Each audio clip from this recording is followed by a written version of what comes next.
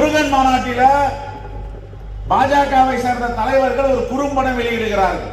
அந்த குறும்படத்தில திராவிட இயக்கத்தின் தலகர்த்தா தந்தை பெரியார், அண்ணா என்ற பெயரில் தாங்கிய அண்ணா திராவிட முன்னேற்ற கழகத்தின் தலைவர் எம்ஜிஆர், இவர்கள் அண்ணாதுரை தந்தை பெரியாரை எவ்வளவு மோசமாக சித்தரிக்க முடியுமோ ஒரு குறும்படத்தை வெளியிடுகிறார்கள். ஏன் உடனே வெகுண்டு எழவில்லை, எதிர்ப்பு தெரிவிக்கவில்லை? என்ன காரணம் என்றால் அதிமுகவை பாஜகவிடம் அடகு வைத்து விட்டார்கள். இவர்களை தமிழ்நாட்டு மக்கள் புறக்கணிக்கிறார்கள் என்பது அவர்களை உணர்கிறார்கள். ஆகவே வாய் திறக்கவில்லை. எப்படி அதிமுக தொண்டர்கள் இந்த தேர்தலில் அவர்களுக்கு வேலை பார்ப்பார்கள்? எம்ஜிஆரை நேசிப்பவர்கள், ஜெயலலிதாவை நேசிப்பவர்கள், பேரறிஞர் அண்ணாவை நேசிப்பவர்கள் அவர்களுக்கு வாக்களிப்பார்களா, பணியாற்றுவார்களா என்பதுதான் இப்பொழுது கேள்வி. இயற்கைக்கு முரணான கூட்டணியை அமைத்திருக்கிறார்கள். தமிழ்நாட்டிற்கு எப்பொழுதெல்லாம் பாஜக தமிழ்நாட்டு மக்களை புறக்கணிக்கிறதோ, தமிழகத்தை புறக்கணிக்கிறதோ, அடுத்த தலைமுறையை உருவாக்குகின்ற ஒரு துறை பள்ளிக்கல்வித்துறை.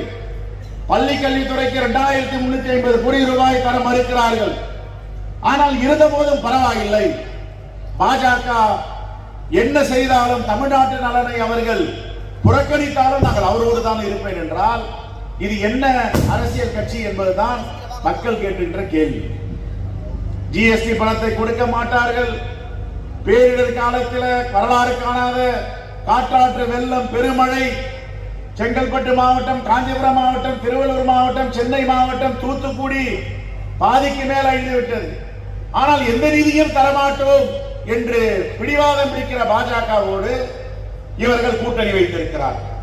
தமிழ்நாட்டுடைய இலக்கியம், இலக்கணம், கலாச்சாரம், பண்பாடு, தமிழர்களுடைய வாழ்க்கை வரலாறு இதையெல்லாம் பறைசாட்டுகின்ற நம்முடைய தொல்லியல் துறை தமிழனுடைய வரலாறு என்ன எழுது என்றால் பாஜக அமைச்சர் அதை மாற்றி எழுது, தமிழுடைய நாகரிகத்தை பற்றி எழுதாத, தமிழுடைய வரலாற்றை பற்றி எழுதாத என்று சொல்லுகிறார்களே. தமிழ்நாட்டு மக்கள் இவர்களை ஏற்றுக்கொள்வார்களா? இதுதான் எங்களுடைய கேள்வி. ஆகவே தமிழ்நாட்டு மக்கள் தெளிவாக இருக்கிறார்கள். சிறுபான்மை மக்கள், மிகவும் பிற்படுத்தப்பட்ட மக்கள், விளிம்பு நிலை மக்கள் எல்லோரும் தீர்மானித்திருக்கிறார்கள். இவர்களுடைய கூட்டணி போலி கூட்டணி, தமிழ்நாட்டு நலனுக்கு எதிரான கூட்டணி. இந்த கூட்டணியை புறக்கணிக்க வேண்டும் என்று முடிவு செய்திருக்கிறார்கள்.